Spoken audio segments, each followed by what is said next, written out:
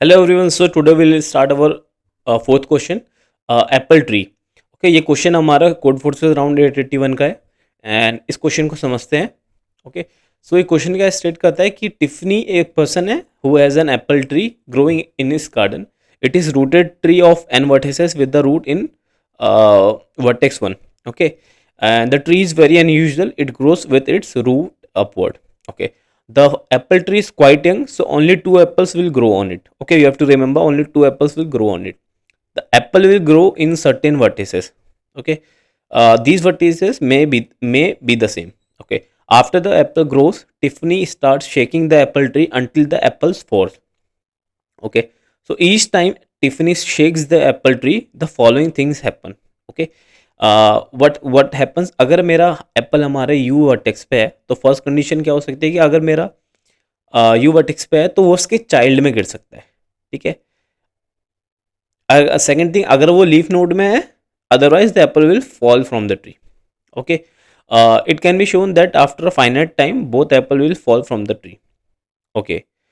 Tiffany has few assumption in which vertices apples can grow. He assumes that apple can grow in vertices x and y and wants to know the number of pairs of vertices a comma b from which apples can fall from the tree. Okay. So इसको एक बार example के साथ समझते हैं, छोटे example के साथ. ठीक है. सो इसमें क्या बोल रहा है कि इसके पास दो एप्पल्स हैं. ठीक है, A1 and A2. Okay, so first condition क्या लेते हैं. ठीक है, और इसकी कंडीशंस क्या है, अगर मान लो मेरा एप्पल इधर है, ठीक है, एंड इसने शेक करा तो इवेंचुअली वो यहाँ आ सकता है. ठीक है, एप्पल गिर के, या तो फिर यहाँ आ सकता है. ठीक है, या तो फिर यहाँ आ सकता है ना, गिर गिर के. ठीक है, तो हमें टोटल नंबर ऑफ पॉसिबिलिटीज बतानी है कि दोनों एप्पल कितने different number of possible ways में गिर सकते हैं. ठीक है, तो अगर सपोज मेरा A1 and A2 both apples are on the same leaf node of 4, तो मेरी पॉसिबिलिटीज कितनी है कि ये अगर मैं शेक करूंगा तो ये यहीं से गिरेंगे. So the number of possibility is eventually 1. ठीक है, एंड सेम केस में अगर मेरा दोनों के दोनों एप्पल इस थर्ड वर्टिसिस में है and if I shake it and ये दोनों के दोनों इसी लीफ नोड से गिरेंगे, तो नंबर ऑफ पॉसिबिलिटीज भी इसमें 1 है. ठीक है, एंड अगर सपोज मेरा एक एप्पल यहाँ पर है एंड दूसरा एप्पल इधर है. ठीक है, नाउ क्या पॉसिबिलिटी हो सकती है कि या तो मेरा A1 थर्ड से गिरे.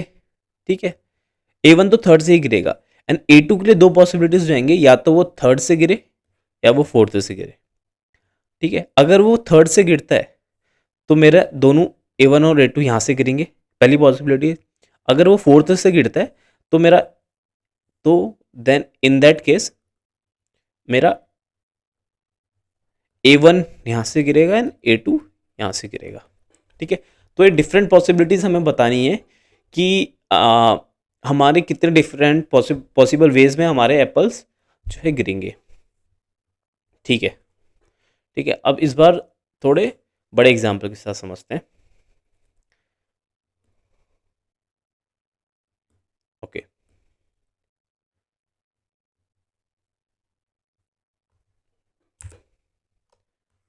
ठीक है.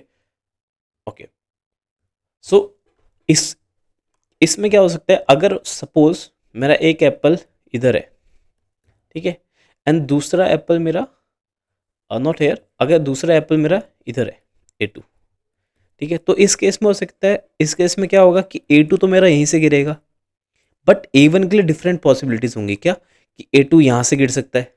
ठीक है, A2 यहाँ से गिर सकता है एंड A2 यहाँ से गिर सकता है. तो तीन पॉसिबिलिटीज यहाँ पर इसके साथ है. इसके साथ हमारी तीन पॉसिबिलिटीज हैं, इसके साथ हमारी एक ही पॉसिबिलिटीज है, और हमारी फाइनल पॉसिबिलिटीज कितनी है देन,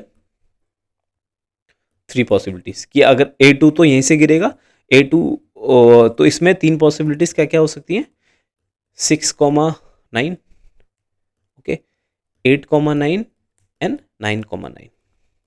मतलब A1 हमारा यहाँ 6 वर्टिसेस से गिरेगा, A2 हमारा 9, A1 हमारा, एंड सिमिलरली ये केस. तो एक चीज हम पैटर्न नोट कर सकते हैं.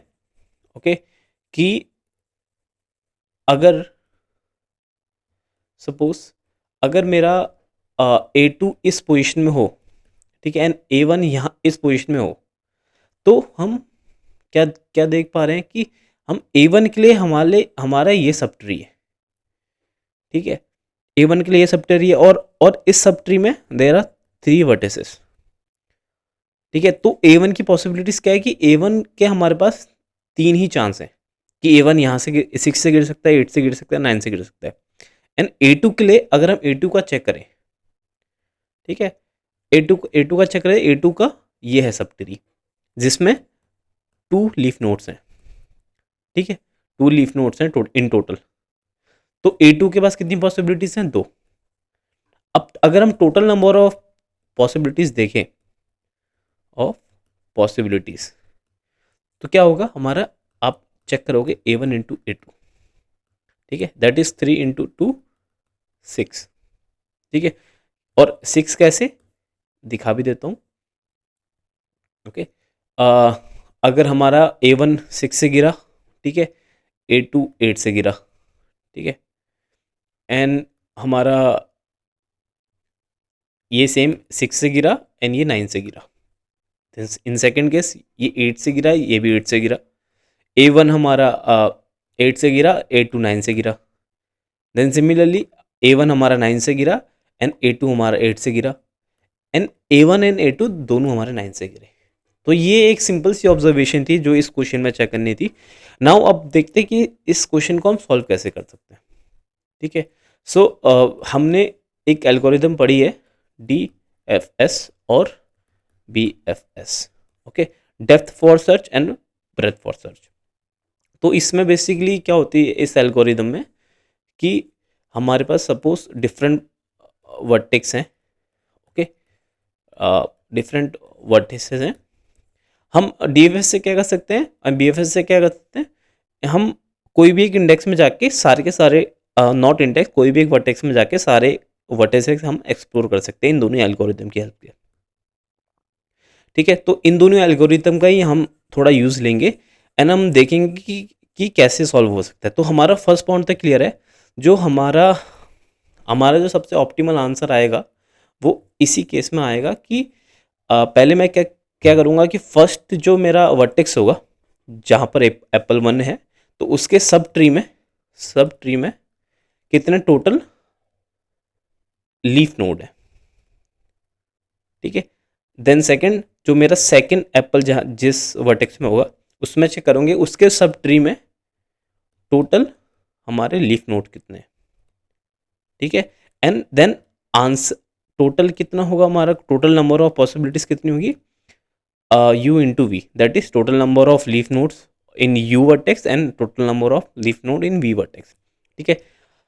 अब हमारा सवाल ये होगा कि हम इन वर्टिसेस को, इन सब ट्री के वर्टिसेस को कैसे फाइंड करेंगे, ओके। अब इसको देखते हैं, इस बार चार्ट थोड़ा बड़ा बनाएंगे, ठीक है। सपोज ये हमारा first vertex, second, third, okay, then fourth, fifth, 6, 7, 8, 10, 11, okay. अब एक चीज़ देखेंगे हम कि पहली चीज़ तो ये हमारी क्लियर होनी चाहिए कि ये हमारे लीफ नोड्स हैं, ओके, ये हमारे लीफ नोड है, लीफ नोड, ठीक है। तो अगर मैं 2 से अगर नीचे देखूं तो हमारे पास तीन आई मीन 2 से नीचे अगर मैं चेक करूं तो हमारे पास 2 लीफ नोड है, ठीक है। 8 के नीचे 1 लीफ नोड है, ठीक है। 5 के नीचे 2 लीफ नोड है, ठीक है। 4 के नीचे 2 लीफ नोड है, ठीक है। तो हमें थोड़ा सा ब्रेनस्टॉर्म करना पड़ेगा एंड हमें सोचना पड़ेगा कि हम क्यों ना हम अगर ये करें, अगर इसकी वैल्यू 1 है, ठीक है, क्यों इसकी वैल्यू 1 है, इसकी वैल्यू 1 है, इसकी वैल्यू 1 है, इसकी वैल्यू 1 है, इसकी भी वैल्यू 1 है, ठीक है। तो अगर हम रिवर्स बैक जाते रहें, ठीक है, रिवर्स बैक जाते रहें और सम करते रहे, ठीक है।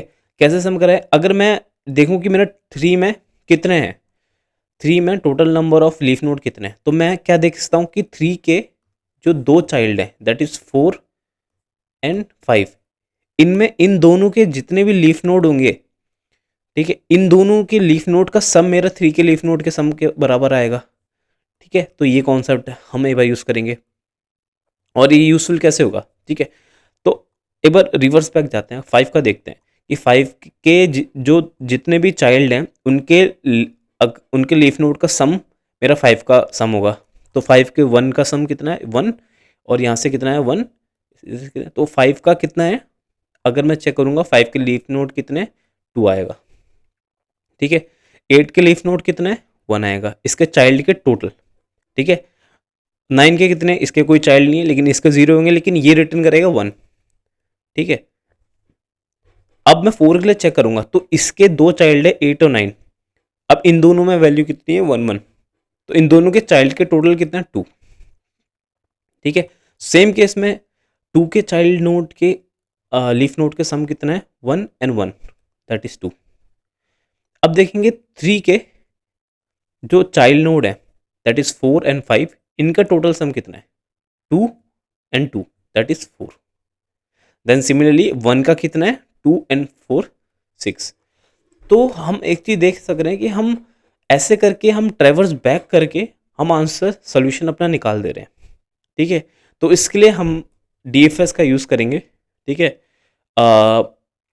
इसमें कॉन्सेप्ट इतना ही है, इसमें हमें जो चीज़ें रिमेंबर करनी है वो यही है कि टोटल हमें जो भी मिलेगा, सपोज अगर हमें 1 का अगर हमारा इस केस में अगर हमारा 1 में एक एप्पल रखा है एंड 3 में दूसरा एप्पल रखा है, तो इसमें वैल्यू कितनी आएगी हमारी 1 में कितनी वैल्यू है, 1 से हमारे 6 लीफ नोड निकलते हैं। यहाँ you can check here 1 2 3 4 5 6 correct, and 3 से हमारे कितने निकलते हैं 4, दैट इज 1 2 3 एंड 4।